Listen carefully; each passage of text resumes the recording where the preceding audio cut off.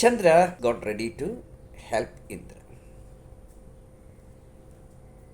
And they watched this Maharshi's Kudiram, Parna Kudiram, for days and nights.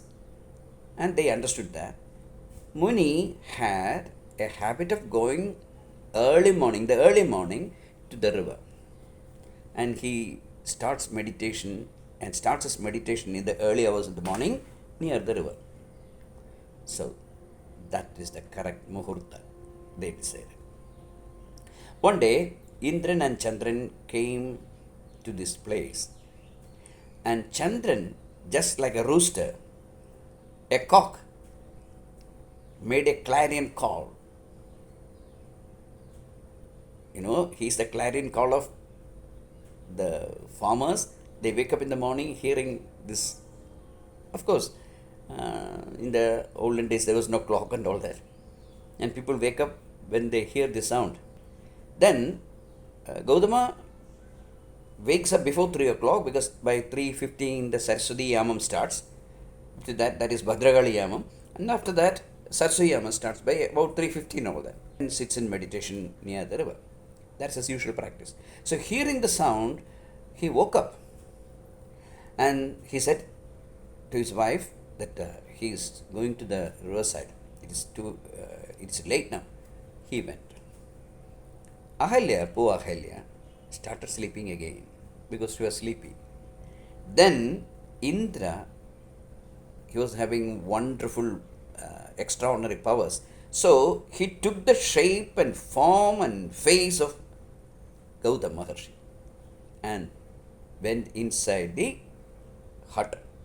There, the most beautiful creature ever created by Brahma was lying on the mat. Ahalya could never understand that it is another person. And they had sex. At this time, Maharshi came to an understanding that it's not morning, it is night. He was looking at the stars and he understood that the sun is not yet ready to rise up. So he came back. When he entered the hut, he found Indra having sex with Ahalya. And it made him furious. He put 2 curses, one on Indra and 2 on Ahalya. Ahalya became a mere stone. These Munis have extraordinary powers. So they can put curses on other people. Ahalya became a rock, even without knowing what happened. Because she was under the impression that it is Gautama who is lying with her. And Indra was shivering like anything. The curse put on him was too cruel actually. Gautama had already put a curse on him. He cursed him that he will develop a very severe disease and suffer, and he will have more than 1,000 wounds on his body.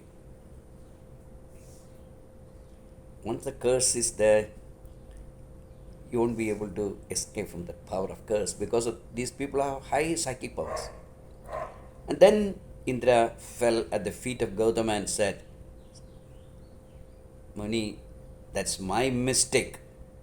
I dressed up like you, and I was totally carried away by sexual passion. I am so sorry, he said, and fell at the feet of Gautama. Then Gautama was basically a kind person. He said that, okay, you have to undergo the punishment, there is no doubt about that. But you can come out of this disease if you do a tapas for 100 years.